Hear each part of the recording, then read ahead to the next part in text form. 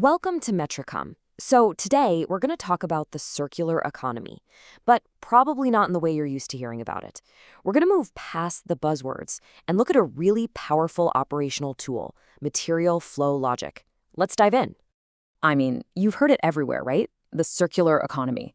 It's one of those terms that gets thrown around so much, it can kind of feel like it's lost its meaning. It sounds good for sure, but what does it actually do? And this is the crucial point. We really need to stop thinking of it as some vague green goal and start seeing it for what it is. And what it is a practical, almost hard-nosed question about how we design our systems. So the common view kind of gets stuck at the end of the line, right? It asks, how do we recycle more? But the real question, the one that unlocks actual value, is how do our materials flow through the entire system? And, that changes everything. So let's start with this foundational concept. To understand any system, you absolutely have to follow the material. For centuries, our whole economy has run on a pretty simple, linear model. We take resources out of the ground, we make stuff with them, we use that stuff, and then we throw it away.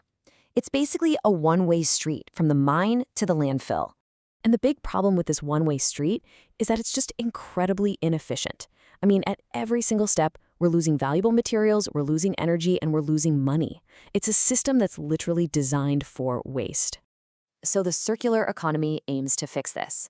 The whole goal is to redesign the system so we can keep that material value in play for as long as possible. And we do this by slowing loops down, by making products last longer, by narrowing them, using fewer resources in the first place, and by closing them, which means we're covering materials instead of just losing them. So how do we actually achieve this? Where's the most powerful place to step in and make a change? Well, the answer might surprise you. It's not at the recycling bin. It's way back at the drawing board. This is maybe the single most important idea in this entire explainer. Before a product is ever even made, before it's shipped, key decisions are locked in that determine whether its materials will end up as valuable resources or just as trash. And these problems are really concrete. Think about a smartphone where the battery is glued in tight, making a simple repair almost impossible. Or complex packaging with multiple layers of plastic and foil fused together that can't be separated. You see, these aren't accidents. They are very specific design choices that lock in waste from the very, very beginning. So a linear system, it focuses on the end-of-life problem it created. It's a reactive question, and it puts all the burden on you, the user, and the waste management system. But a circular system, because it's using material flow logic, asks a much smarter set of questions before the problem is even created. It's strategic, it's proactive, and it tries to prevent waste by design. And this brings us to the hierarchy of circular strategies.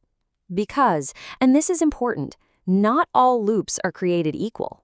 Some preserve far, far more value than others. And this illustrates the point perfectly. Look where recycling is. It's all the way at the bottom of the ladder. Now, why is that? It's because recycling involves breaking a product all the way down to its raw materials, which costs a ton of energy and always loses some of the embedded value.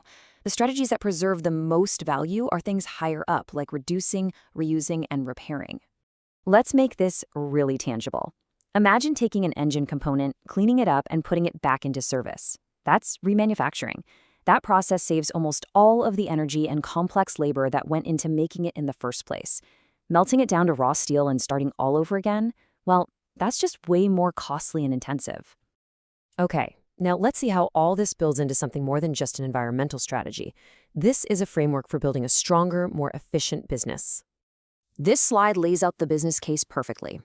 On the left, you've got a business that's just bleeding value through waste, it's exposed to volatile commodity prices, and it's paying to throw things away.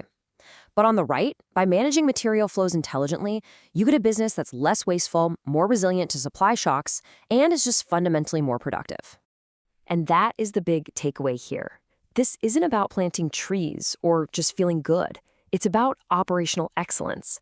It's a lens you can apply to procurement, to logistics, to manufacturing, really every part of your business. So let's bring this all together. What we've really been exploring is a fundamental shift, a shift from seeing circularity as a slogan to embracing it as a core operational logic. This quote really captures the essence of our whole discussion. The moment you start mapping out where your materials come from and where they go, the abstract idea of a circular economy, it just stops being a buzzword. It becomes a concrete, actionable, and really powerful tool for improvement. And that's what I want to leave you with. Whether you're looking at your own business, a product you use every day, or a massive global supply chain, just ask that simple question. Where do the materials go? Follow the flow.